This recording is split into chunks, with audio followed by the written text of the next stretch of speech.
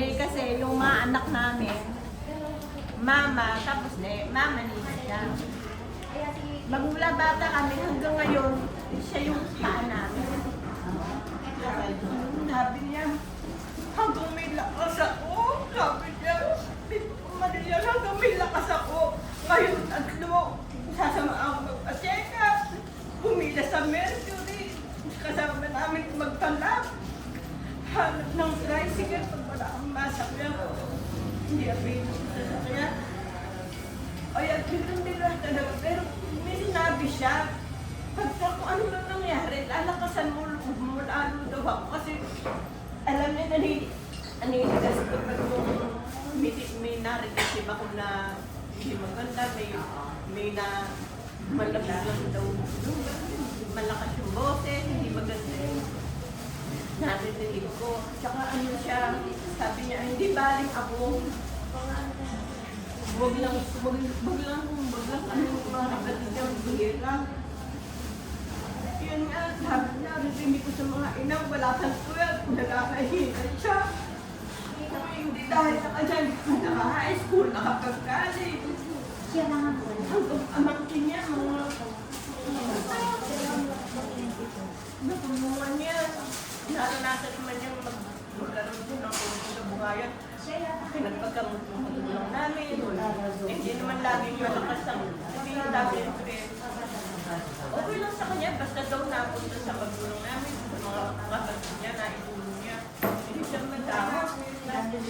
Basta sabi niya, hanggang may lakas ako. Yun ang huli kong narinig sa kanya. Hanggang may lakas ako. Ako paan yun, sabi niya. Kasi October, inoperahan ko eh. Alam ko, ina-stress siya eh. Check up, ito, ano na, opera. Nagsabi ko, naglalakas na, kaso ka lang. Humingiti lang yun.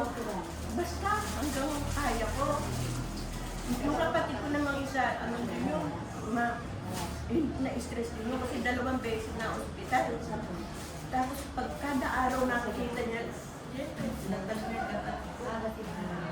alam na alam ko, ano parang kailangan siya, hindi niya sabi niya, basta kahit anong mangyari, ay pwede niya. Huwag daw niya huwag daw muna ako. Wala na pag-asa. Sabihin, huwag namin dibdibin kasi nga, parang doon na nga siya papunta. Kasi lalo ikaw, baka mapaano daw ako. Sabi niya, basta iniisip niya, kami lahat. Siya, wala siyang pakialam sa sarili niya. Tapos siya, ano gusto mong pagkain? Dadaanan nyo, pupunta ka palengke, ano gusto mong ulam, ang pabibili mo. Mami niya, gusto ng palamok, ng pansit, ng spaghetti. Basta siya. Tapos itong huli, sabi niya, ano siya na, nung huli kong check-up ng Pito Aso. Tsaka maski dati siya pipila, alas 3. Siya mag-isa yun, lalakad yun. Kasi pagka nalit siya, mawawala na ako sa pila, 30 lang yun eh. Ayaw niyang, hindi ako ma-check up. Eh sabi ko, nandiyan naman si Kalo, yung anak ko. Siya naman, siyempre, alam ko naman hindi na siya malakas. Basta ako pipila. Basta siya lagi pumipila. Kahit alam niya meron akong anak na nagsasabi namin. Magdamo. Basta, lahat siya.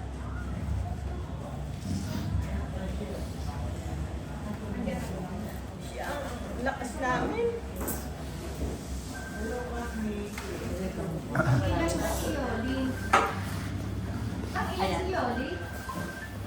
Ayan po, alam niyo po, napakahirap makahanap ng ganong kapatid. Di ba? Napaka-precious na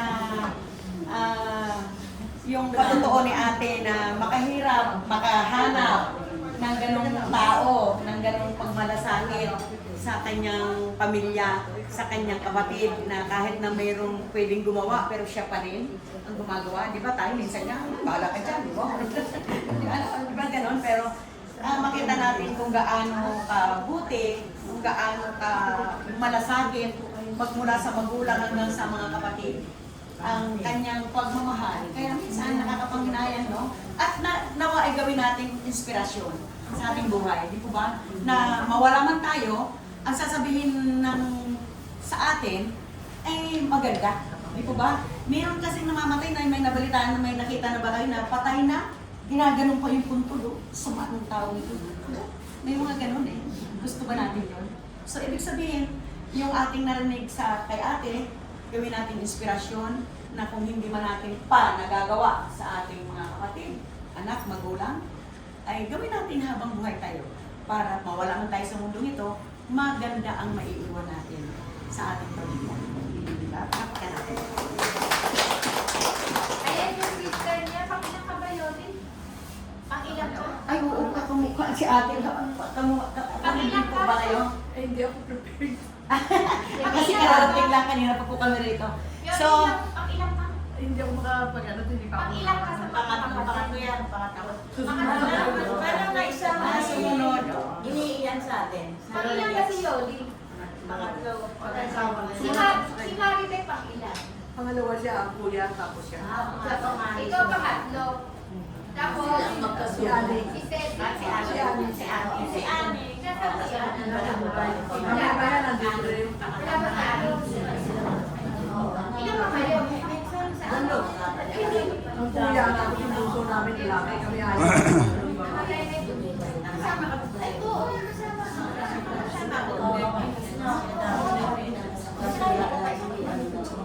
Kayo ate.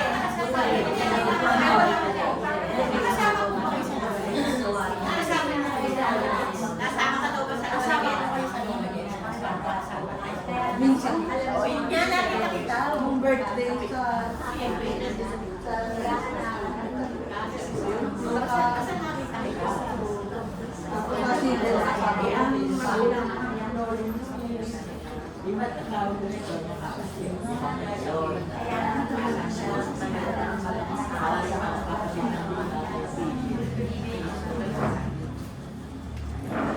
Tanggap niyo po sa amin at sa aming pong pakikiramay. Nawa ang pag-ibig ng Diyos at ang kapayapaan ng Panginoon, ang pag-comfort sa maiwang pamilya ay manatili po sa inyo. At isipin po natin na siya ay nasa piling ng Panginoon, mas masaya doon kaysa dito sa sa lupa. Marami pa tayong haharapin na kung anong mga problema. So, wag masyado dating masyado tayong hindi maalis yung pagdalamhati. Pero hilingin natin ang comfort ng Lord kasi kung alam natin kung saan siya pupunta, wala naman tayong dapat alalahanin. Diba? So, dapat maging payapa lang tayo, makilungkot lang dahil siyempre sa pagkawalan niya. At alalahanin lang natin lagi yung mga magaganda niyang ginawa sa atin. So, tayo po ay manalangin kayo. Gusto niyo po, kayo po ay tumayo at mag-pray tayo. Ang pag-pray po ay paglapit sa Diyos, pagdiling, at ito ay pagdulog natin sa Kanya. Tayo po ay manalangin. Dakilang Diyos na mapagpalang Ama, sa pangalan po ng aming Panginoong Hesus, marami pong salamat sa oras na ito na pinagtipon mo po kami sa lugar na ito upang makiramay sa aming pong kanulagets na si Ate Tess, Panginoon. Lord, sa oras na ito, payapain niyo po ang buhay ng bawat isa, higit sa lahat yung mga maiiwang pamilya. Kayo po ang mag-comfort sa kanila, Panginoon, sa pagkawala ng kanilang kapatid, sa pagkawala ng kanilang mahal sa buhay, Panginoon. O Diyos, ano man po ang kalalagayan niya, Panginoon, ay kayo lamang ang nakakabatid at ikaw lamang ang nakakaalam ng buhay niya, Panginoon, maging ang mga buhay namin, O Diyos. Walang nalilihim sa inyong Panginoon. Kaya sa oras na ito, panagkatiwala po namin ang kanyang buhay sa inyong mapagpalang kamay. Tanggapin niyo po siya, Panginoon, at kami nananampalataya na, O Diyos, ay sasalubungin mo po siya dyan sa inyong kaharian. Maraming salamat po, Panginoon, at patuloy niyo pong patuloy po namin dalangin ang pag-comfort mo sa pamilya at pagkaloob sa mga pangangailangan nila. Ito pong aming samot dalangin na may pasasalamat sa pangalan ng Ama, ng Anak, at ng Espiritu Santo. Amen.